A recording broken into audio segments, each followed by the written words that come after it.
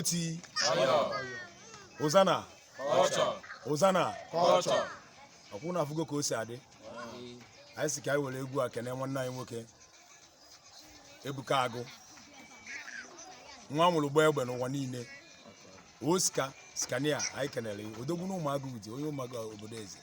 Anyị kenere anyị si na ọ ga-adịrị gị na mma. Osika ị ga-adị ka echi ada agwụ agwụ odogwu na China. Anyị si ka anyị kenere gị.